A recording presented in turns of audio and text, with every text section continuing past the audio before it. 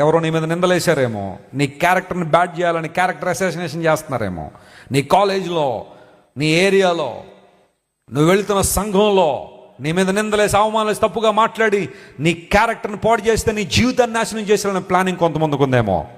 నువ్వు బయటకు వచ్చేస్తున్నావు దానిలోంచి. యేసయ్య నిన్ను బయటికి తీసుకొస్తున్నాడు. ఆయన నిన్ను పేదరికంలో పెట్టేశారు మనుషులందరూ తీసుకెళ్ళి. నీకు ఏ గ్రాంట్స్ రానివ్వకుండా, ఏ ప్రయోజనాలు రానివ్వకుండా, ఏ విధమైన ఉద్దేశాలు నీ జీవితంలో నెరవేర్చకుండా ప్రజలందరూ నిన్ను తొక్కి పెట్టాలని ప్రయత్నం చేశారేమో.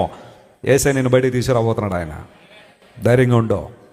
ఒకవేళ భయంతో కట్టేశారా నిన్ను, రకరకాల భయాలు పెట్టేశారా, నీకెవరున్నారు, నీ తోడు ఎవరు లేరు, నీతో ఎవరు లేరు, నీకు ఇది జరగదు అది జరగదు, నీ భవిష్యత్తు ఎలా అయిపోతుంది, నీ భవిష్యత్తు అలా అయిపోతుంది, భయం బంధకాలతో చుట్టుపెట్టి అగ్నిలో త్రోసేశారా, నువ్వు బయటకు వచ్చేస్తున్నావు దానిలోంచి. Praise the lord. కొంతమంది కావాలని బహుశా నేను అప్పుల్లోకి నెట్టేశారా, దేవుడు దానిలోంచి బయటికి తీసుకురావడానికి సామర్థ్యం కలిగిన వాడు. హల్లెలూయా. ఏ అవమానాలు అయితే లోకం నేను నిలబెట్టేసిందో వాటిలోంచి నువ్వు బయటకు రాబోతున్నావు. దేవుని మహిమార్థమై. ఏ రోగాల్లో అయితే లోకం నేను నిలబెట్టిందో, ఏ భయంకర పరిస్థితులు అయితే మనుషులను కట్టి బంధించి పడేశారో, my God is bringing you out of that furnace. నా దేవుడు ఎలాంటి వాడంటే వాటి నుంచి నేను బయటికి తీసుకొచ్చి నిలబడతాడు. ఆయన సంతోషంతో దేవుని సేవించండి. దుఃఖపడుతూ కానీ, భారంతో కానీ, మూలుగుతూ కానీ, అయ్యో ఎందుకు ఇక్కడికి వచ్చానా, ఎందుకు యేసయ్యను అంగీకరించానా, ఎందుకు బైబిల్ పట్టుకున్నానా, ఎందుకు యేసు ప్రభువుని వెంబడిస్తున్నానని దుఃఖపడుతూ నువ్వు ఎప్పుడు దేవుని సేవించొద్దు.